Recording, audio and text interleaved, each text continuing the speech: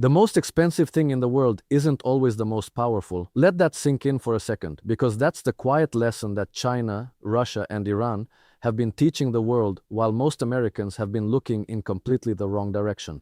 Right now, the United States has the USS Gerald R. Ford sitting in the waters of the Middle East, a ship that cost American taxpayers over $13 billion to build, cost between $6 and $8 million every single day just to keep operational, and was supposed to be the crown jewel of American military dominance across the entire planet. And yet, here's the brutal, uncomfortable truth that the mainstream conversation keeps dancing around. That $13 billion carrier, for all of its electromagnetic catapults, its nuclear reactors, its 4,500 sailors, and its 75 aircraft loaded and ready for battle, is being strategically outmaneuvered not by another fleet, not by another superpower's navy, but by a pipeline.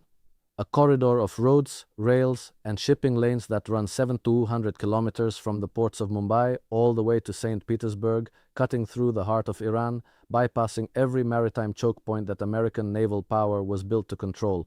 The International North-South Transport Corridor, the NSTC, doesn't carry missiles, it doesn't carry soldiers, it carries trade. 30% cheaper than the Suez Canal route, 40% faster, threading through Russia, Iran, and Azerbaijan, and quietly rewiring the economic geography of the entire Eurasian landmass in a way that $13 billion worth of steel and jet fuel simply cannot counter. That is the shift that nobody in Washington seems to have a coherent answer for, and that is exactly what we need to talk about today. Now, to understand what's really happening here, you have to go back and look at the architecture of American global power with honest eyes, because this story didn't start yesterday. For the better part of 8 decades since the end of the Second World War, the United States built a system of dominance that rested on 2 foundational pillars. The first pillar was military, specifically naval, the ability to put a carrier strike group anywhere on the Earth's oceans within days, to project air power without needing anyone's permission, to sit off someone's coastline and say, quietly but unmistakably, that this is how the world works now. The second pillar was economic, specifically the control of the arteries through which global trade flows: the Suez Canal, the Strait of Hormuz, the Straits of Malacca, the great maritime highways of global commerce, policed by American naval power, underwritten by the dollar, and governed by rules that Washington largely wrote. The 2 pillars reinforced each other perfectly. You needed American naval protection to access American-aligned trade routes. You needed access to those trade routes to survive economically. And if you stepped out of line, both pillars came down on you at once, in the form of sanctions that cut you off from dollar-clearing systems and carrier groups that reminded you what defiance looked like from the deck of a warship. It was, by any honest assessment, a breathtakingly effective system. It worked beautifully, right up until the moment that Russia, China, and Iran decided independently and then collectively that they had more to gain from building around it than they had to lose from fighting it head-on. The strikes on Iranian infrastructure, particularly the port of Bandar Abbas, threatened to collapse the International North-South Transport Corridor and the Belt and Road Initiative, which Russia and China rely on to bypass Western-controlled maritime routes. And that sentence right there tells you everything about what the real war is. It's not about nuclear facilities. It's not, at the deepest level, even about Iran. It's about whether the emerging multipolar commercial architecture of Eurasia survives intact. Russia and China didn't arm Iran, advise Iran, and provide satellite intelligence to Iran because they loved the Iranian government. They did it because Iran is the geographic keystone of the alternative world they are building. Pull Iran out of that architecture and the whole structure weakens. Keep Iran standing, keep the INSTC operational, and the system continues to evolve, continues to mature, and continues to pull more of the global south into its orbit. And the economics of this are absolutely staggering when you actually look at them clearly. In 2024, INSTC freight volumes were 19% above 2019 levels, reaching 26.9 million tons, with more than 12.9 million tons transported by rail. This is not a theoretical project. This is not a paper corridor that exists only in the speeches of politicians. Goods are moving, trade is flowing, and the momentum is building even as American bombs fall on Iranian soil. Despite the persisting instability in the Middle East, the Russia-led North-South International Transport Corridor continues to expand, with recent tensions between the United States and India over tariffs and uncertainties around Iran's nuclear program actually creating favorable long-term conditions for North-South trade development. Read that again slowly. American pressure on Iran isn't collapsing this corridor, it's accelerating it. Because every time Washington makes the Suez route feel less reliable, every time American sanctions make dollar-based trade feel more precarious, the argument for an alternative grows stronger. The sanctions regime was supposed to isolate Russia and Iran. Instead, it has been the single greatest recruitment tool for the multipolar project that the architects of American hegemony could possibly have handed their adversaries. Russia increased its agricultural exports to India almost threefold in 2024, reaching 3.4 million tons, and India's share in Russia's fertilizer imports increased from 3% to 33% in the first half of 2025. That is not a sanction regime working. That is a sanction regime creating a new commercial ecosystem with new partnerships, new dependencies, and new relationships that will outlast whatever happens militarily in the Persian Gulf. And here is where you have to think about the role of the carrier, the $13 billion USS Gerald R. Ford, with genuine intellectual honesty rather than patriotic sentiment.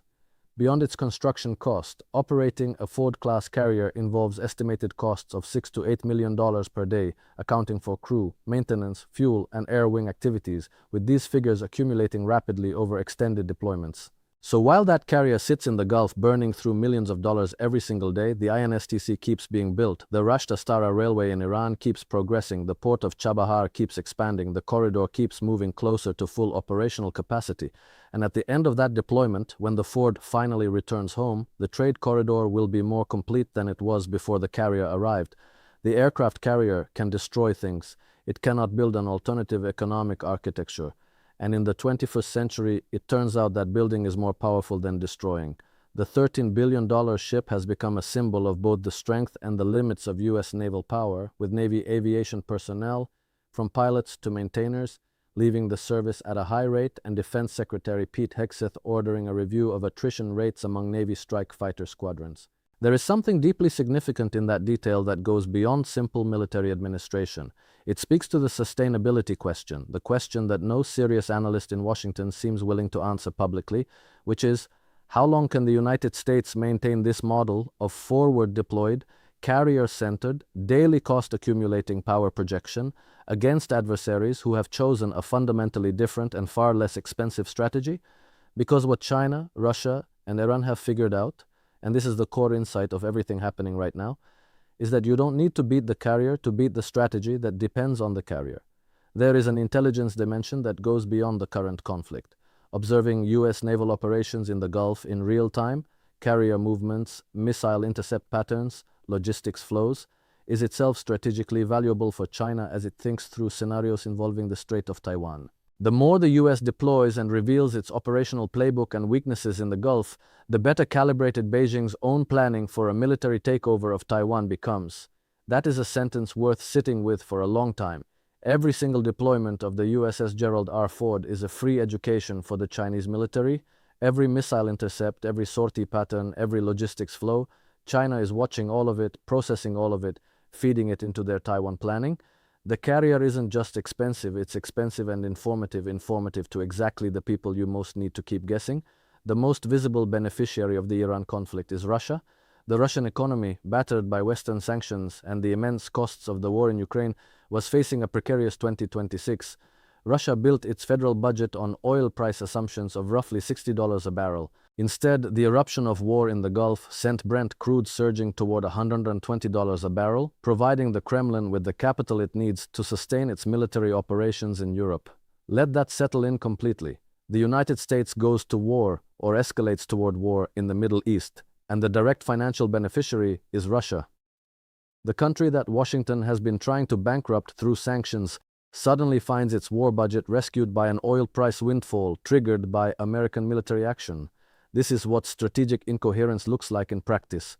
This is what happens when you have enormous military power and no coherent framework for understanding how that power interacts with the economic and political world around it. Washington suspended the Bureau of Industry and Security affiliate rule in exchange for China's lifting of export controls on critical minerals, effectively revealing how much leverage Beijing retains through its dominance in rare earth supply chains. Additionally, Washington was easing oil sanctions on Moscow and Tehran in response to rising energy prices and the crisis in the Strait of Hormuz. So here's what has actually happened. The United States sent the most expensive warship ever built to the Persian Gulf. Oil prices spiked, Russia got richer, China got a live demonstration of American naval operations, Iran's partners in the corridor building project remained committed and arguably more motivated, and Washington found itself quietly backing away from its own sanctions on both Moscow and Tehran because the economic blowback was getting too painful. The carrier didn't change any of this. The carrier, for all $13 billion of it, for all $6 to $8 million per day of it, for all the crew fatigue and sailor burnout and extended deployments that are grinding down the very people who make it work, the carrier could not address the structural shift happening underneath it. Russia is demonstrating that it can impose costs on the United States far beyond the borders of Ukraine. Russia is not directly fighting.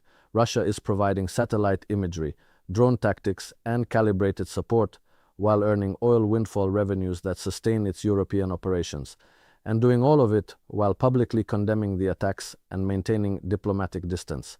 That is sophisticated strategy. That is the kind of thinking that plays across multiple chessboards simultaneously, that understands how military events ripple through economic systems, that treats warfare as a component of a larger geopolitical contest rather than an end in itself. And the blunt, uncomfortable, necessary thing to say is that this kind of integrated strategic thinking is exactly what has been missing from Washington's approach for the better part of 2 decades. The INSTC, as imagined, is nothing less than a geopolitical game-changer, a 200-kilometer trade corridor linking St. Petersburg to Mumbai, one that wires India into the trade circuits of Central Asia and enables Russia to reach new and lucrative markets in the global south via the Persian Gulf. For Russia, it offers an escape from the vice of Western sanctions and a promise of privileged position in the trade flows of tomorrow. And here's the thing about India specifically, that the American foreign policy conversation tends to treat as a footnote but is actually one of the most significant elements of this whole story. India is not China. India is not Russia. India is a democracy, a country that the United States has spent years trying to bring closer into its geopolitical orbit, and India is one of the primary architects and beneficiaries of the INSTC. India developed Chabahar port in Iran. India has been buying Russian oil at massive discounts. India's fertilizer imports from Russia tripled. India is sitting inside the very corridor that American policy is trying to disrupt, and India is not going to give that up because Washington asks nicely, because the economic logic of the corridor is simply too compelling for a country with 1.4 billion people trying to grow its way out of poverty. The evolving situation reflects a broader structural transformation in global geopolitics. The Middle East is no longer a theater where US decisions unfold in relative isolation. Instead, it has become intertwined with great power competition. Military transfers to Iran are not isolated tactical decisions but components of a larger strategic alignment that reflects shifting power dynamics. And that is the sentence that everything else flows from.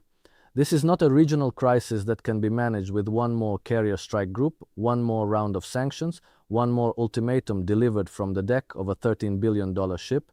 This is a structural transformation. The word structural is doing enormous work in that sentence, and it deserves to be unpacked, because structural means that the underlying architecture of global power is changing, not in response to any single event, but through the cumulative weight of 100 decisions made by dozens of countries over many years, all pointing in the same direction. Away from the dollar-centered, carrier-policed, American-supervised order that defined the second half of the 20th century, and towards something messier, more multipolar, and far more resistant to the kind of leverage that worked so well for so long.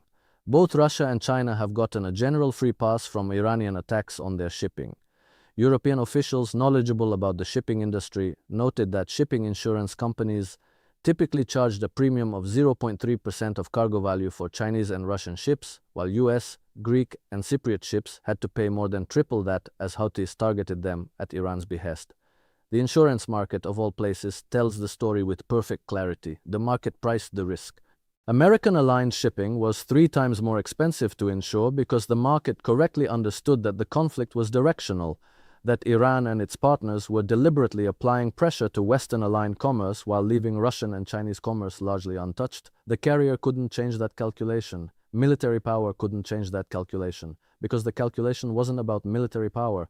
It was about which side of a geopolitical line your shipping company happened to sit on. What this all amounts to is a challenge of a kind that the United States hasn't really faced before, at least not in its current form. Previous rivals, the Soviet Union, Imperial Japan, competed primarily in the military and ideological domains. They built armies, they built navies, they competed for political influence through hard power and propaganda.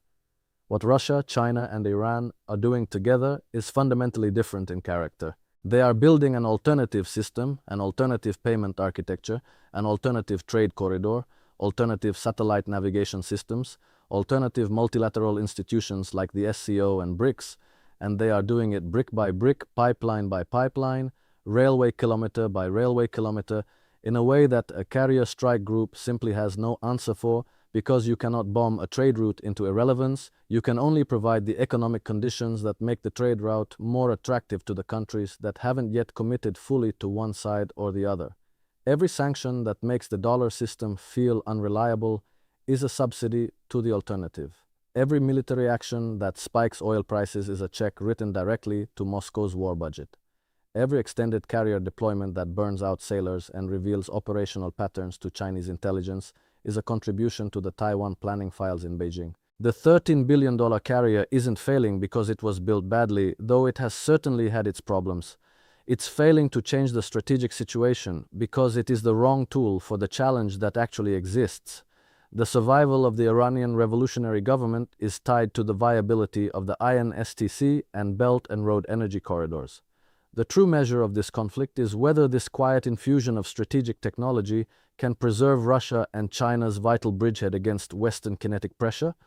And that is the real question that history is going to answer over the next decade, not whether the USS Gerald R. Ford can generate 160 sorties per day, which it can, not whether American air power can destroy Iranian infrastructure, which it demonstrably can, but whether kinetic power, raw military destructive capability, can stop the slow, patient, enormously well-capitalized construction of an alternative world order by three countries that have decided, each for their own reasons, that the existing order doesn't serve their interests and that they have more to gain from building around it than from fighting it directly. And the evidence accumulating right now, from the oil price charts to the NSTC freight volumes to the insurance premiums on American-aligned shipping to the Russian budget surplus to the Chinese intelligence files on carrier operations, all of that evidence is pointing in a direction that Washington would be wise to take seriously, not because America is losing in some simple military sense, but because the game being played has dimensions that $13 billion of the most advanced naval engineering in human history was never designed to address.